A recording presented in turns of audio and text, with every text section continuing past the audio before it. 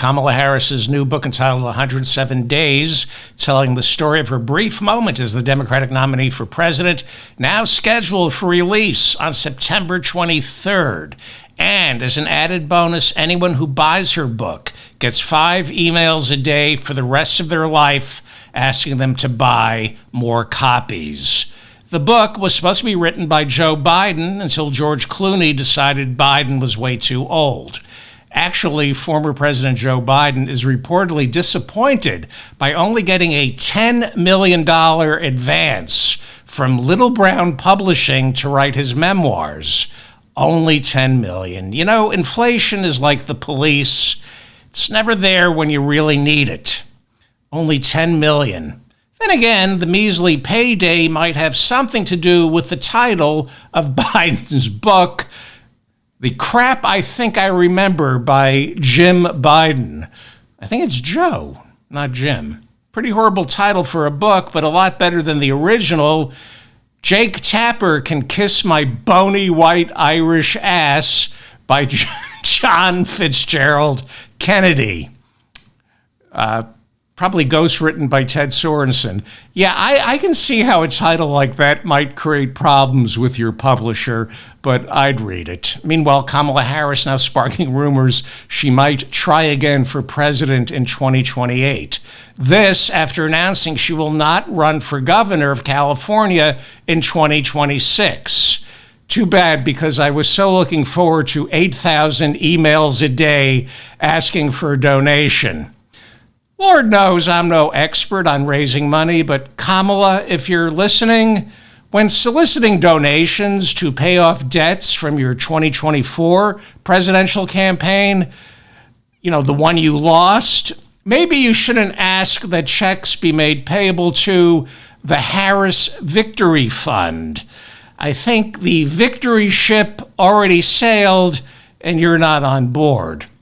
Also, not quite sure why she's not running for governor. I think she would win. In fact, I already went ahead and printed hundreds of worst-case scenario mugs, proving there's absolutely no way Kamala Harris can possibly lose the race for governor.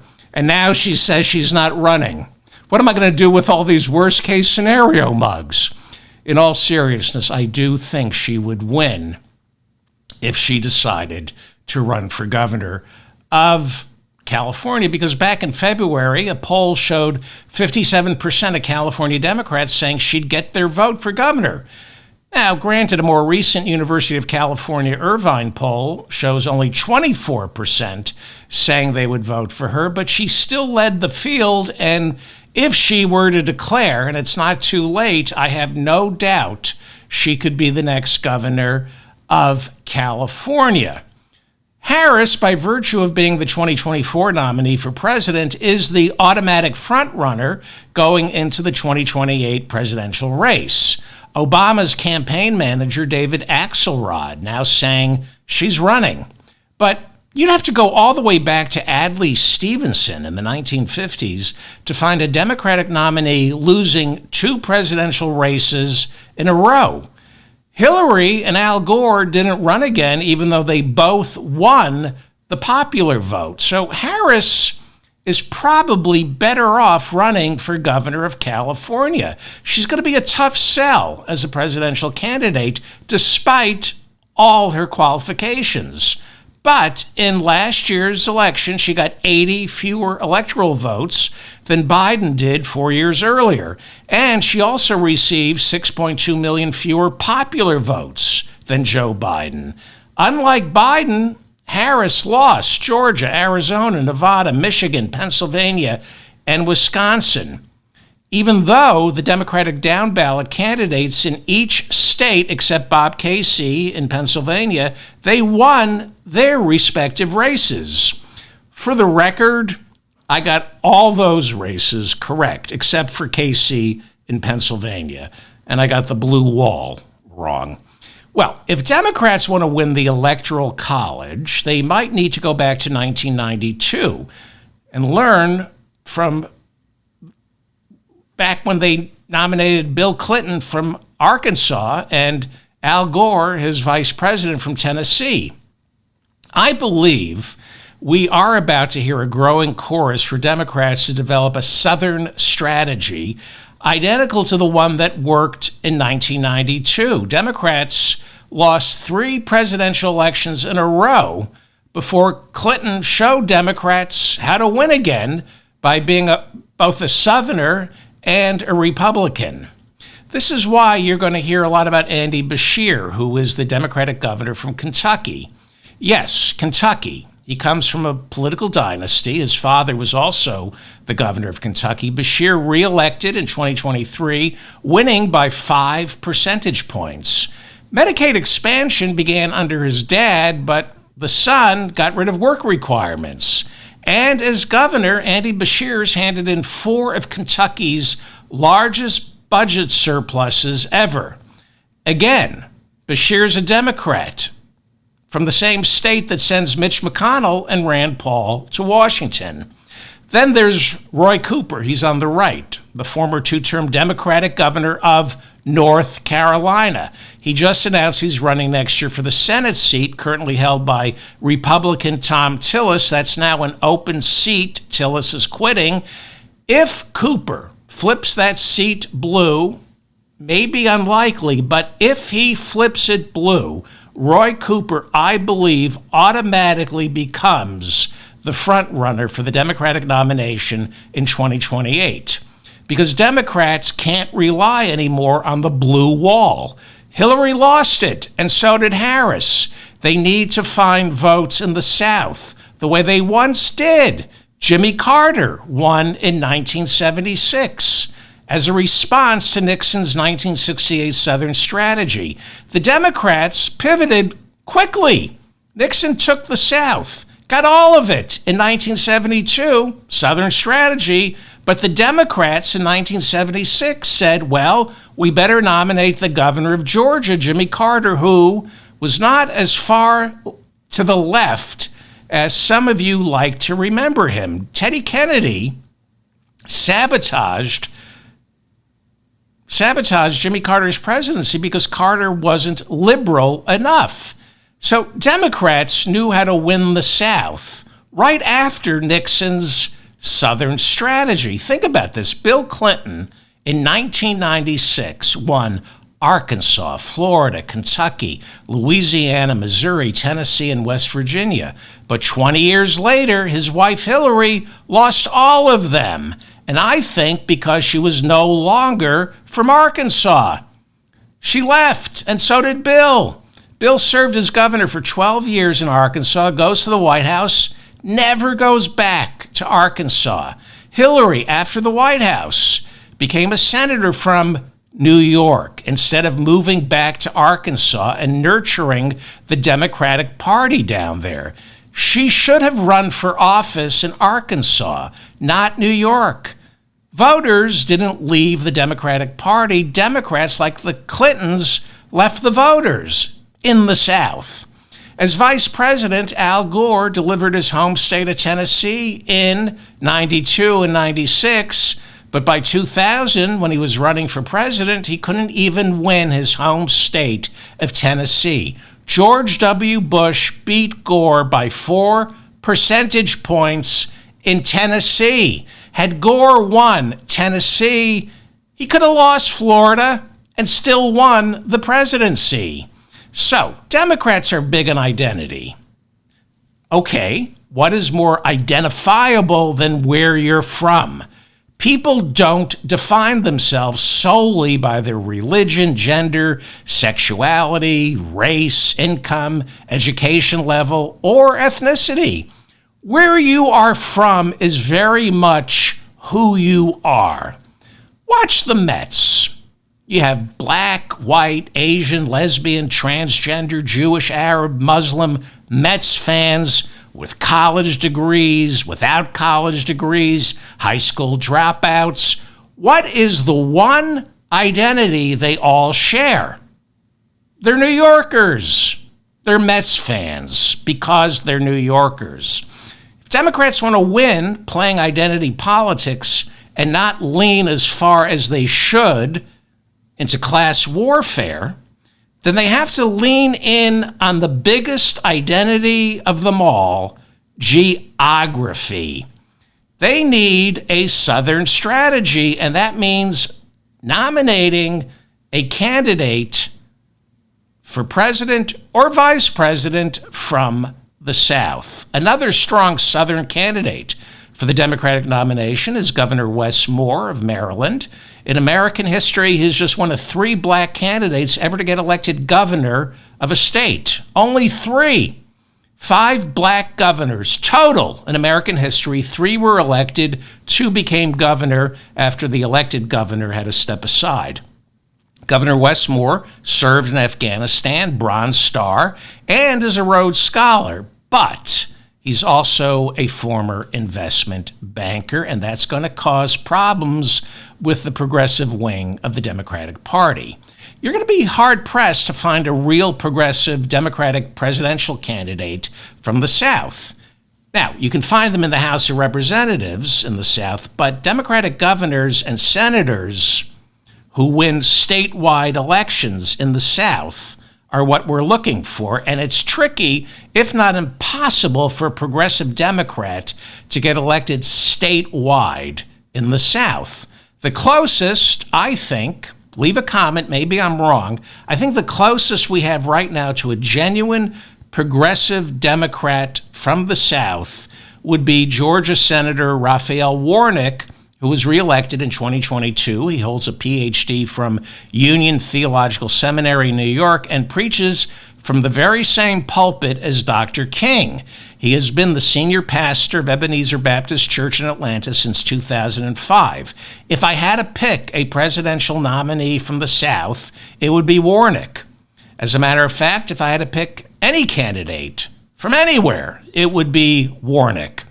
Is he Bernie? No, but I don't think Bernie is running in 2028. I think instead Bernie's once again planning on being a force to be reckoned with, something he was not last year, which is one of the many reasons Kamala Harris lost. Bernie campaigned for her, but she was ashamed of Bernie and that wing of her party. Meanwhile, with Kamala Harris not running for governor of California, that now makes former Congresswoman Katie Porter the frontrunner for governor of California. Porter ran for Senate last year. She was defeated by Adam Schiff. Porter is the closest we have to Elizabeth Warren. Like Elizabeth Warren, Porter's not a democratic socialist, but she filters her entire domestic agenda through the prism of how Wall Street destroys America. Governor Tim Walz, Harris's running mate, is fantastic, but he's from Minnesota. He's not bringing anything to the Electoral College. Democrats already have Minnesota. Again, I would vote for Walz in a heartbeat. I'd vote for Kamala Harris in a heartbeat. Remember this, the first Democratic primary in 2028 is expected to be South Carolina. Remember, Biden changed it. Now, it may go back to New Hampshire and Iowa, but Biden switched it from Iowa and New Hampshire to South Carolina. So South Carolina will be the kingmaker, and those 4 other Democrats I just mentioned from the South, they automatically have a leg up over anyone else eyeing the Democratic nomination. Now, traditionally, the vice presidential candidate on a losing ticket often becomes the front runner in the next cycle. In many ways, Coach Walz has a historical advantage over Harris, especially since the smartest thing she did was pick him as her running mate. I think she'd be better off running for governor of California. Democrats right now are getting pulled further to the left and further to the right. It's the same old tug of war every election. Harris, they say, lost because she was too far to the left on social issues. She lost because she was too far to the right on economic issues. She lost because she's from California, she's a woman, she's black, she didn't have enough time to introduce herself. There are a lot of reasons she lost. Look, there are 50 states, and you need to win the South. And you're not going to win the South unless you start finding candidates, either presidential candidates or vice presidential candidates from the South. And the bad thing about the South is they're not going to be all that progressive. Meanwhile, Coach Walz endorsed the unpopular incumbent Jacob Frey in Minneapolis's mayoral race scheduled for November. Frey is running for a third term with an approval rating of 30%. Dismal. The race is ranked choice, which means if Frey doesn't get 50%, there's an instant runoff. And right now, he's losing to State Senator Omar Fateh, a Muslim Democratic socialist who is quickly drawing comparisons to Zohran Mamdani, the current frontrunner for mayor here in New York City. Fateh just got the nomination from the Minnesota Democratic Farmer Labor Party, or DFL, which is the official state affiliate of the Democratic Party. It is Minnesota's Democratic Party. Walz, the governor, is DFL, so are Minnesota's 2 senators, Klobuchar and Tina Smith, as well as 4 of Minnesota's 8 House members, and the Minnesota State Senate is controlled by the DFL. For Walz, the governor, not to endorse his party's nominee is huge. Omar Fateh won the endorsement, receiving about 44% of the vote at the nominating convention. In the first round, he got 60% in the second round, while the incumbent Mayor Jacob Frey got about 31% of the vote in the first round. So, what are we looking at? It's conceivable that after November and heading into the 2026 midterms, New York City and Minneapolis will have elected Zohran Mamdani and Omar Fateh, 2 30-something Muslim Democratic socialists, as mayor. I don't believe it's a zero-sum game for Democrats. We have to win all 50 states, so I think we have to be a big tent, and there should be plenty of room inside our party for Democratic socialists, as well as Marxists, Trotskyites, and disciples of Chairman Mao. We could be a big, I think there's room for a coalition of progressives, Democratic socialists, liberals, and left-of-center centrists. Fewer left-of-center centrists, more progressives, Democratic socialists, fewer liberals. We don't need liberals as much as we need Democratic socialists and progressives. There's got to be a change, and I don't know if the Democratic Party is capable of recalibrating its coalition. Right now, the current coalition of identity-based neoliberalism with some progressive sprinkled into the mix, that coalition is getting ripped apart by Trump. So if Republicans are waging war on the elitists, whoever they might be, Democrats have to get in the game and wage war on the richest 1% by engaging in good old-fashioned class warfare. That means getting rid of the millionaires and the billionaires like Mark Cuban and Nancy Pelosi. Well, Texas state Republicans introduced a new congressional map for next year's midterms that will dilute the voting power of blacks and Hispanics for areas in and around Dallas, Houston, and Austin. If these maps are approved by the courts, it could create 5 new, heavily red congressional districts, making it much easier for the Republicans to control the House of Representatives. The new maps, of course, are endorsed by both Donald Trump and Texas Governor Greg Abbott. California Governor Gavin Newsom met with a delegation from Texas Democrats, urging Newsom to rewrite California's congressional maps in order for California to counterbalance Texas's gerrymandering. They would do this in California by sending more Democrats to Congress. Newsom warned on Thursday that if Texas does go through with these new maps, he will put a measure on the November ballot asking voters to decide whether the congressional maps for California should be redrawn to favor Democrats for the next 3 election cycles And after that, the drawing of congressional maps would revert back to the independent commission set up back when Arnold was governor. So Newsom is sending a message to Texas. You rewrite the maps to favor Republicans. I'm going to rewrite the maps to favor Democrats.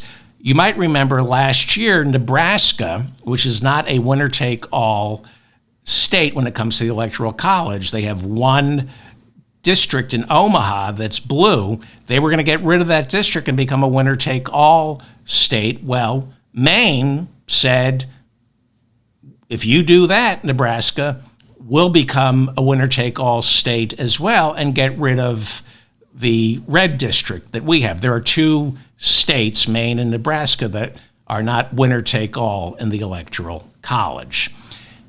NBC News first broke the story that Defense Secretary Pete Hegseth is miserable and is seriously considering leaving the Pentagon to run for office in Tennessee. There are reports the Trump White House is pissed off with Hegseth for eyeing the exits after just a few months on the job.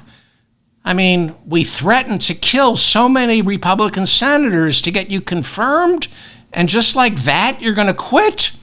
The ingratitude. New reporting now suggests that the Pentagon's Inspector General is about to conclude that Pete Hegseth did in fact share classified material during a Signal group chat in the lead up to U.S. airstrikes over Yemen back in March. The Inspector General reportedly has evidence that Hegseth was sharing information in real time on that group Signal chat. He was sharing information classified from an email marked top secret, an email coming from U.S. Central Command Head General Michael Eric Kurilla, who relayed the precise time and locations to Hegseth of F-18 launches and airstrikes over Yemen. Hegseth reportedly shared information from these classified emails on two separate Signal group chats, one with his wife and two brothers, and the other with Trump White House national security principals, along with Jeffrey Goldberg, the Atlantic Magazine journalist who was accidentally included in that Signal group chat by then National Security Advisor Mike Waltz, who was relieved of his post. He's no longer our National Security Advisor, and Trump immediately nominated him as our UN ambassador. His nomination cleared the Senate Foreign Relations Committee last week, and he now awaits scheduling for a full Senate vote. Calling Israeli Prime Minister Benjamin Netanyahu a disgusting liar, Vermont Senator Bernie Sanders introduced his third resolution in less than a year to block arms sales to Israel. The resolution had two parts. One part would block sales of assault weapons to Israel. The other would block sales of bombs. The sales of bombs went down to defeat, so those sales are going through. But 24 Democrats voted to deny Israel more bombs. The sale of assault weapons also went down to defeat. Bernie's resolution failed, and they're selling assault weapons. But 27 Democrats voted to withhold assault weapons from Israel. Compare that to a similar resolution voted on in April. We're now seeing an uptick of about 12 more Democratic senators wanting to pull the plug on Israel until the starvation in Gaza ends. One of those Democrats who said they would flip is Senator Elisa Slotkin of Michigan. She is also said to be thinking of making a run for president in 2028. So she has always been for selling weapons to Israel. Now she's saying, I might consider voting against those arms sales. Now, Michigan is an important swing state. Remember, it has a large Arab population. And before the vote on Bernie's resolution to cut off weapons to Israel, Elisa Slotkin, Democratic senator from Michigan, said she would look at cutting off offensive weapons for Israel. She said she would take a serious look at this. In the past, she voted against cutting off weapons to Israel. Now she's saying she is prepared to vote against Israel. She said she was prepared to vote in favor of Bernie's resolution, but Slotkin did not show up for this vote because she was too busy appearing on Stephen Colbert's CBS late night television show. However, after the two resolutions failed, Senator Lisa Slotkin said, "Had I been there, I would have voted to block the sales of offensive weapons to Israel, quote, based on my concerns over lack of food and medicine getting to civilians in Gaza," unquote.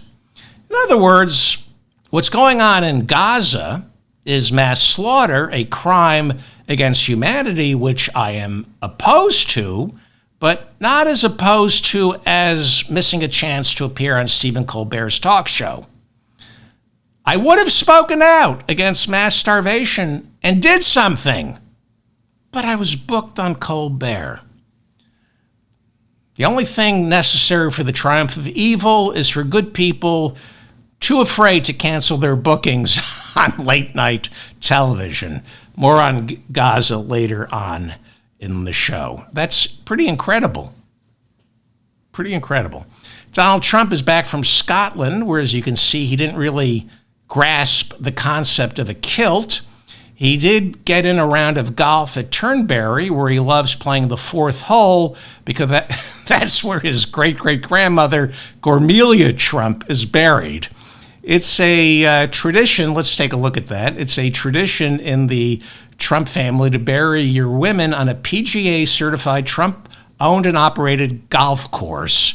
Ivana, his first wife, is buried out on the back nine at the Bedminster Golf Course in New Jersey.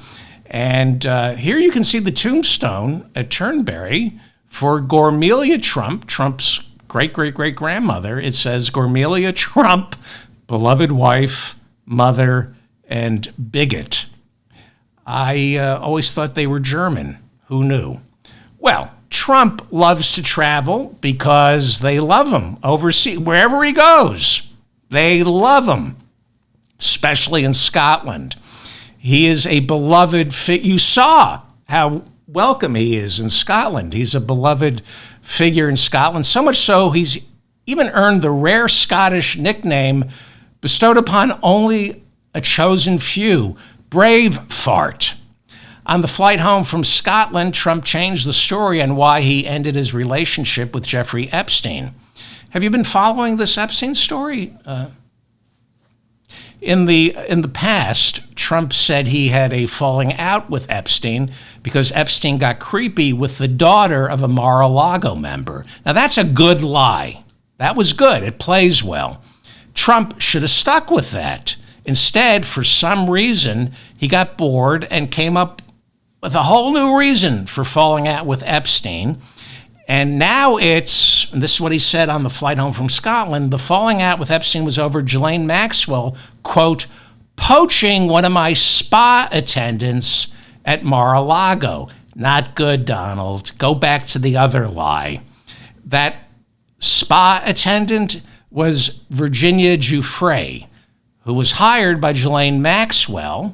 Ghislaine Maxwell spotted Ms. Giuffre reading a book on massage while Giuffre was working as a spa attendant at Mar-a-Lago. Ms. Giuffre began working as a spa attendant at Mar-a-Lago at the age of 16. For the record, the age of consent in Florida is 18, which begs several questions. Why is a 16-year-old girl working as a spa attendant inside Mar-a-Lago? Why, at 16, is she reading a book on massage while working as a spa attendant at Mar-a-Lago? Secondly, Jeffrey Epstein didn't own a luxury resort in Palm Beach.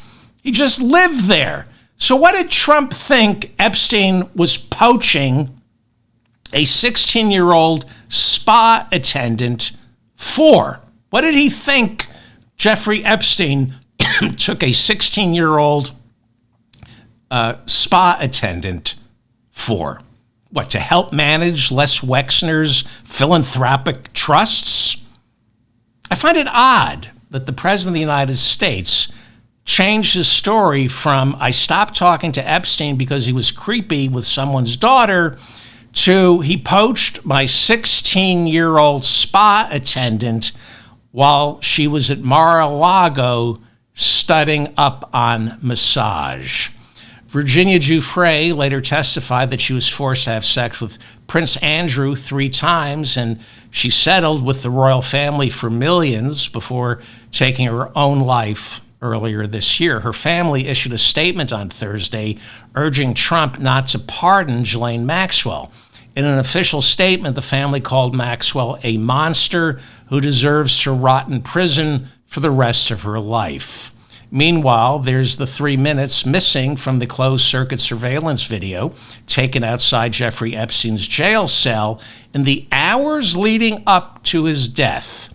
CBS now reporting, and I'm not making this up, there now appears to be a mysterious orange blob climbing the steps towards Epstein's cell on the tape 8 hours before Epstein was found dead. An orange blob. That's what CBS said it was. An orange blob moving in the darkness, which is also how Melania described her wedding night. Senator Ron Wyden, Democrat from Oregon and the former chairman of the Senate Banking Committee, he's now the ranking member. He is demanding that the IRS investigate Jeffrey Epstein's $1.5 billion in wire transactions, including the $158 million paid to Epstein by Leon Black, co-founder of Apollo Global Management. That's a private equity firm that Black started and ran. He had to step down in 2021 due to his Jeffrey Epstein connection. Wyden went on YouTube late Thursday with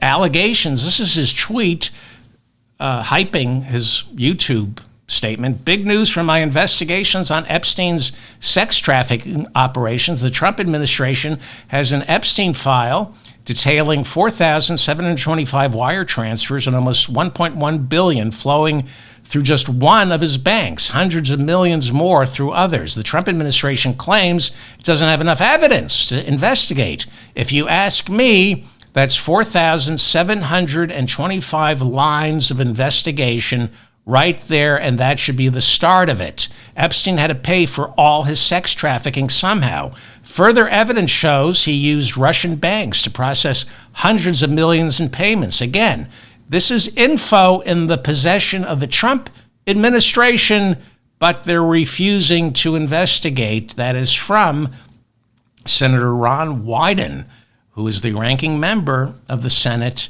Banking Committee.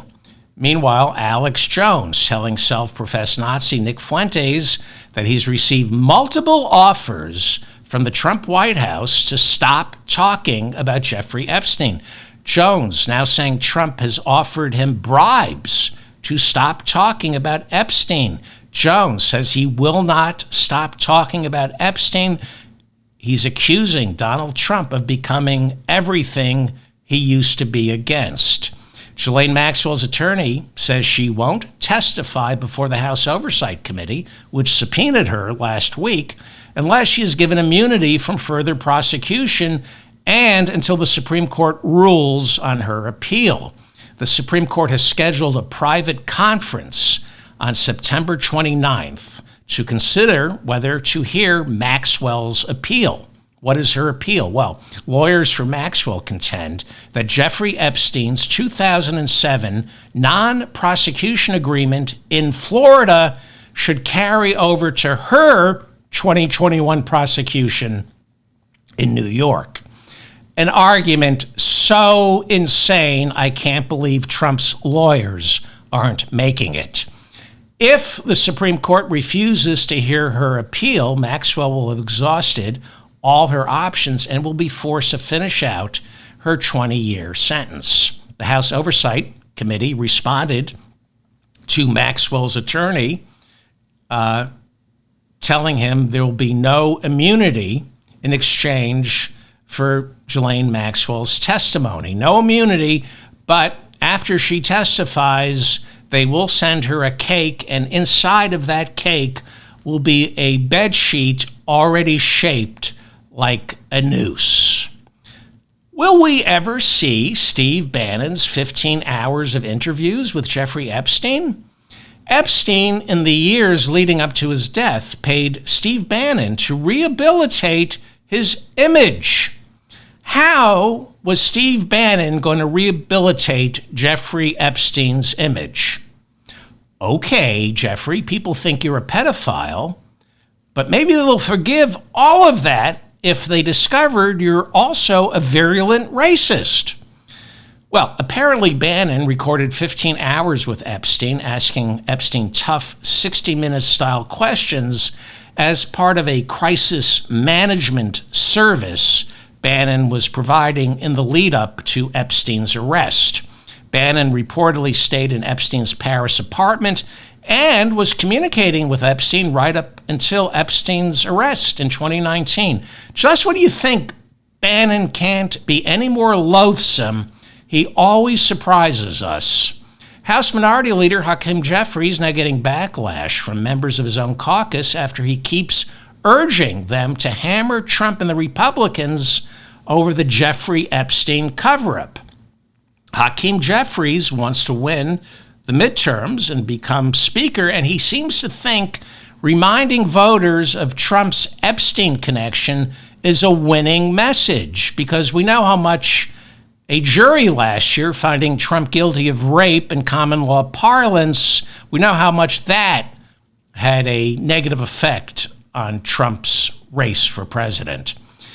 I'm not the only one saying Epstein is not going to win votes for Democrats. Nate Silver just wrote a piece over at his Substack saying the polls he's looking at show voters care about the economy, and while they're titillated by the Epstein story, Epstein's not going to affect their vote. Democrats, I believe, lack the vocabulary to address end-stage capitalism, which we're in. If you don't want to be accused of being a Marxist or a socialist, which Republicans are going to accuse Democrats of no matter what, you should start introducing legislation right now that addresses the needs of voters. Raise the minimum wage, Medicare for all, free tuition at all public colleges and universities, free universal daycare. Start with that right now. Force Mike Johnson not to bring these bills to the floor. That way, when they start calling you Marxists, you say, I don't know what you're talking about. I'm for Medicare for all. You want to call that Marxism? Knock yourself out. So, Epstein isn't going to win Democrats' votes in the midterms. That being said, it does seem to be driving a gigantic wedge between Trump and his MAGA morons, so have at it. What just happened here? Meanwhile, where am I? There we go. I don't know what just happened there. An anonymous House Democrat asked by Axios about Hakeem Jeffries insisting on playing the Epstein card. This anonymous House Democrat said, quote, "Do I think that's going to win us the election? No. But this is a great opportunity for Republicans to kill each other." Yeah, and it's also an opportunity for Democrats to miss the opportunity to show voters what's in it for them if they vote for a Democrat. Now is when you showcase what you're for. Texas Republican Senator John Cornyn is too moderate for MAGA world, so he has a challenger for next year, Texas's Attorney General Ken Paxton, who filed a lawsuit before the Supreme Court in late 2020 arguing Joe Biden lost Pennsylvania. Paxton is a world-class election denier, so Trump wants to endorse him. So far, he hasn't said he's going to endorse Paxton, but you know he wants Paxton over Cornyn because Paxton is a truly despicable human being who survived an impeachment trial and a years-long FBI investigation involving bribery. Paxton, whose wife just filed for divorce on biblical grounds, he cheated on her. Paxton is now facing scrutiny over several mortgages in which he claims 3 homes as his primary residences in order to secure more favorable interest rates. The guy cheats on his wife and his homes. I swear, honey, you're my main residence. Those other 2 mean nothing to me. And this is somewhat embarrassing for MAGA Republicans since accusations of mortgage fraud has been Trump's 2025 weapon of choice. Loyalists hired by Trump this year have made criminal referrals accusing Trump's enemies, Senator Adam Schiff and New York State Attorney General Letitia James, of mortgage fraud. Republican National Committee Chair Michael Whatley announced he is running for the North Carolina Senate seat. Republican Tom Tillis is giving up next year. Lara Trump, the idiot wife of Trump's idiot son Eric, now saying she most likely will not be running for that North Carolina Senate seat. She will instead continue hosting her own show on Fox News, which she also doesn't deserve. As I said earlier, 2-term Democratic governor of North Carolina, Roy Cooper, made it official. He will be running for the Democratic nomination for that Senate seat. If he somehow wins, if he becomes the new senator from North Carolina, he then becomes the Democrat to beat in 2028. Nancy Mace announced she's not running for governor of South Carolina. Mace said she can better serve her constituents by remaining batshit crazy in Washington. Although Mace, because she's batshit crazy, she said she isn't running, but there are now reports she might change her mind and has scheduled a big announcement on August 4th at the Citadel. That's the military college of South Carolina, from which Mace graduated. I know this is hard to believe, but back in 1999, she became the first woman to graduate from the Citadel's Corps of Cadets. She graduated magna cum laude, and she's gotten dumber and dumber each year ever since. She does put her military background to good use these days, however, by serving this country, keeping our restrooms safe from transgender members of Congress. She's gone all in on the hatred, all in. Mace, in a recent Fox interview, admitted there's nothing she enjoys more than watching YouTube videos of ICE agents deporting migrants. I'm glad she finally found something that gets her off. It's been tough for Mace ever since crush videos were outlawed. Well, Nancy Mace, here, watch. I have video of our brave ICE agents chasing down an undocumented immigrant. Here they go. They're finding someone. Look at them. Here they go. They're going to get a migrant. Here they go. They're getting somebody who's in this country without documentation. This is exciting, Nancy Mace. They're getting somebody. Look at them. Here we go. They got one. They got two. 2 chihuahuas sneaking into our country, taking work away from hard-working American lap dogs. I feel safer. Thank you to our brave monsters from ICE. $50,000 signing bonuses. They need to hire 10,000 more monsters. They're offering $50,000 signing bonuses. That's what's in the big, beautiful bill. This is why they wear masks. You'd be ashamed to do this for a living as well. I think that might have been artificial intelligence that I slapped together. That's, you know how you know that that's not real ICE agents? Because they're in shape and they're able to run. That's how you know. They don't have man boobs.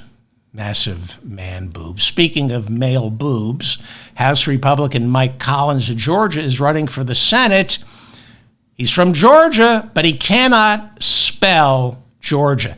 Seriously, take a look at this. His new campaign slogan is Georgia, let's ride, but Georgia is spelled Geo-Riga, which is okay because his other slogan is vote for me, I can't spell the word Georgia. Here is his new billboard, Mike Collins, Georgia Dumb. Okay, I made that one up too. Speaking of Georgia Dumb, Marjorie Jewish Space Lasers Taylor Greene says she's not running for governor of Georgia next year. She's going to stay in Congress. So Georgia's loss is also Washington, D.C.'s. Meanwhile, Marjorie Taylor Greene has become the first Republican to call the war in Gaza a genocide. But because it's Marjorie Taylor Greene, nobody's quite sure if she thinks that's a bad thing. The Financial Times now reporting Trump recently told a Jewish donor, quote, "My people are starting to hate Israel." Makes sense since they already hate Jews. Christian Smalls has been on our show. He founded the Amazon Labor Union and successfully unionized the Amazon workers at a warehouse in Staten Island. That was back in 2022. And despite American labor law demanding Amazon must now negotiate with the Amazon Labor Union in good faith, lawyers from Amazon are delaying as Amazon refuses to iron out an agreement. Instead, Amazon is spending hundreds of thousands of dollars on union-busting attorneys who spread lies about unions in order to prevent further union drives around the country. Christian is no longer with the Amazon Labor Union. He's become an activist. In July, he joined the Gaza Freedom Flotilla to bring humanitarian aid to the Palestinians. Payday report now saying Christian Smalls was beaten by the Israeli Defense Force after 21 people were taken off the boat and detained. Mike Elk runs Payday Report. He's been on this show. And he writes, the Israeli Defense Force choked Christian Smalls, kicked him, leaving visible signs of violence on his neck and back.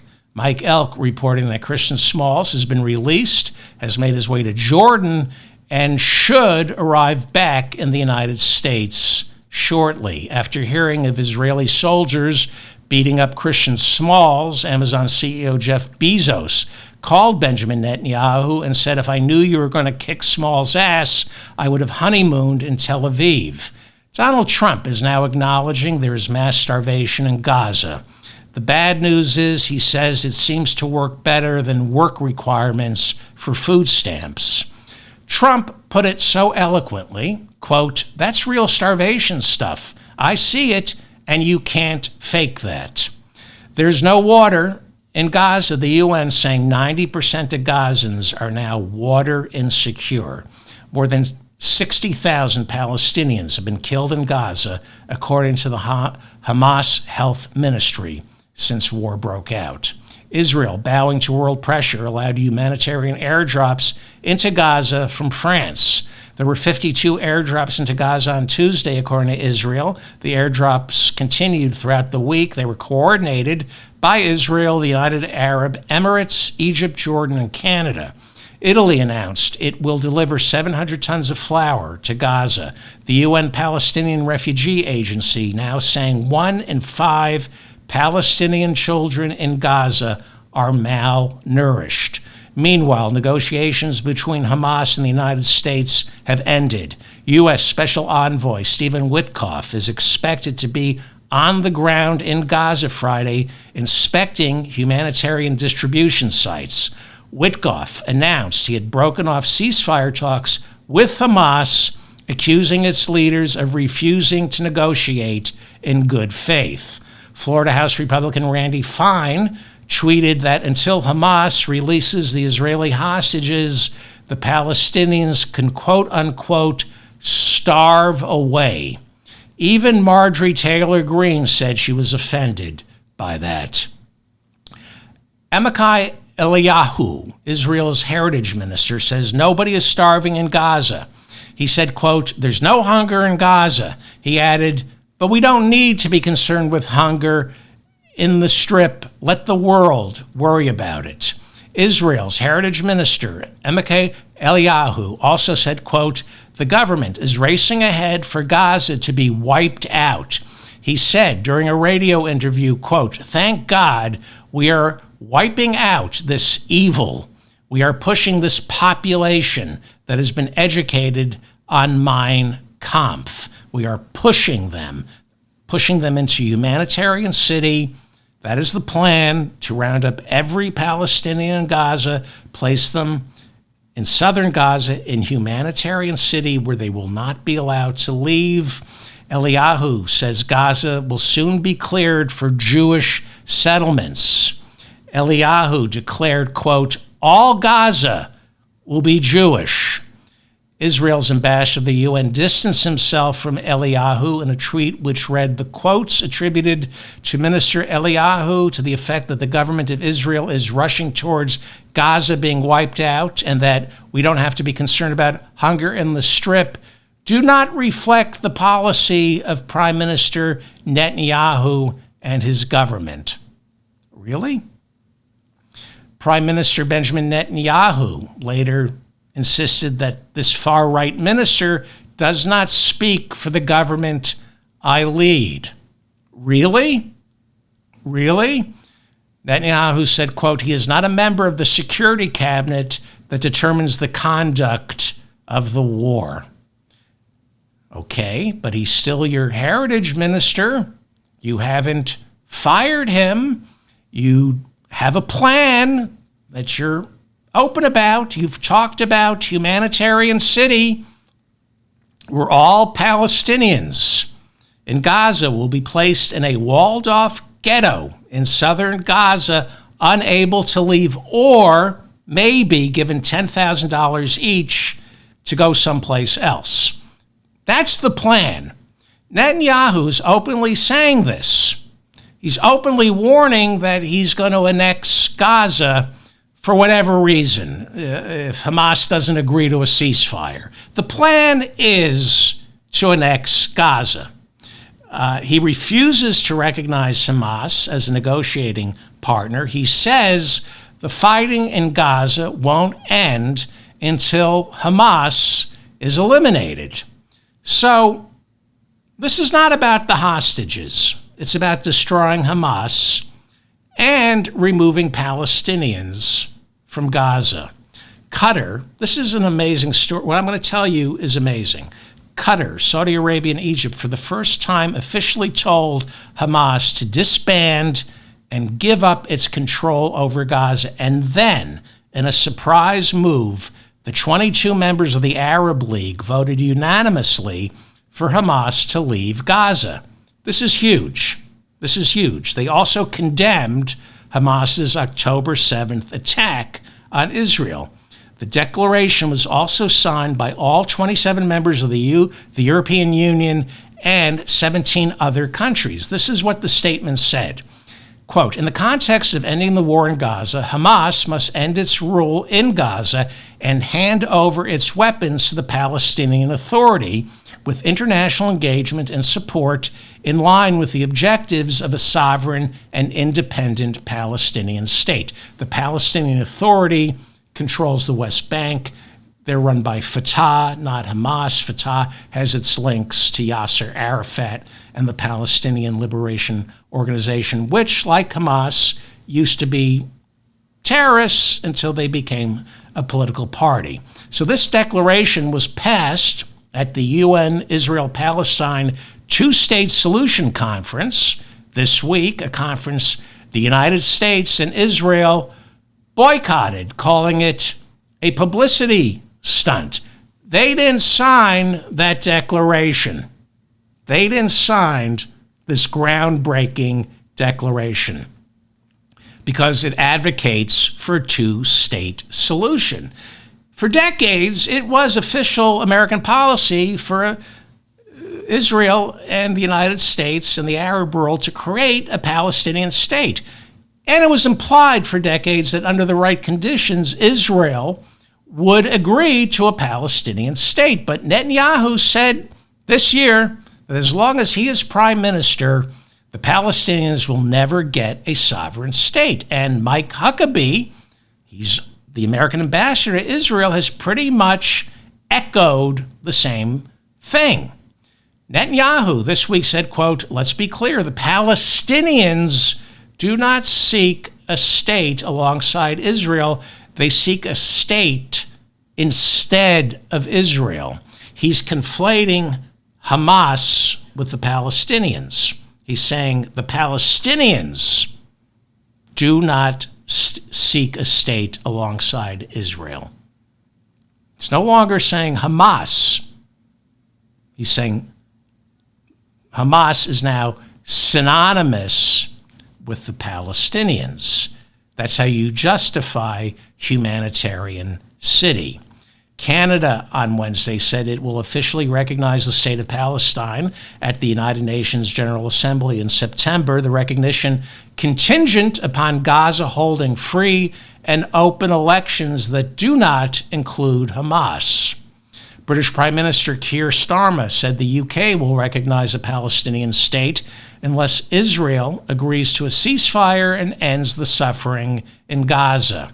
Last year, Spain, Ireland, and Norway recognized the Palestinian state. French President Emmanuel Macron last week defied the Trump administration and said his country would recognize Palestinian statehood at the UN General Assembly meeting in September. Prime Minister Benjamin Netanyahu condemned Emmanuel Macron's announcement, accusing France of rewarding terrorism. Secretary of State Marco Rubio called France's announcement reckless. Brigitte Macron, France's First Lady, is suing right-wing podcaster Candace Owens for defamation after Owens refused to stop saying Mrs. Macron was a biological male who stole someone's identity in order to become a woman. Candace Owens also insists that Brigitte Macron is Emmanuel Macron's cousin, and they are engaging in an incestuous relationship. She also maintains Emmanuel Macron was selected by United States intelligence agencies to be France's president, and he is a victim of CIA mind control. Or you can get your news from the New York Times, the Washington Post, the Economist, the Los Angeles Times, or you can get it from Candace Owens. After the lawsuit was filed, Candace Owens said France's First Lady will die before the discovery phase of this defamation trial. Why would you, why? Russian airstrikes, where are we? Russian airstrikes killed 25, injured 85 in a massive assault on 73 Ukrainian cities. A 23-year-old pregnant Ukrainian woman was killed after Russian missiles hit a hospital before she could give birth. Marco Rubio announced the State Department has approved $300 million in arms sales to Ukraine, and a bipartisan bill has been introduced by Senators Jeanne Shaheen, she's a Democrat from New Hampshire, and Lisa Murkowski, the Republican from Alaska. They've introduced a bill that would provide close to $55 billion in aid to Ukraine over the next 2 years. All this after Trump announced he's changed his mind, and the deadline for Putin to end the war in Ukraine is 12 days away, or else Putin will face severe repercussions. Here is exclusive video of Vladimir Putin reacting to Trump as Trump calls him on the phone to tell him the deadline to end the war in Ukraine is now fewer than 2 weeks away.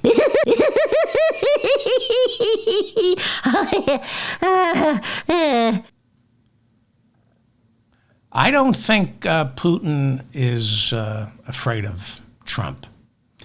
I'm David Feldman, reminding you to stay strong and protect the weak.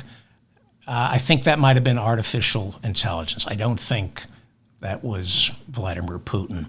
Thank you to Bob and Mila in the chat room for keeping the conversation civil. If you like today's episode, please hit the like button, hit the notifications bell so you know when I have more garbage that I'm posting. Subscribe to my channel, subscribe to my newsletter.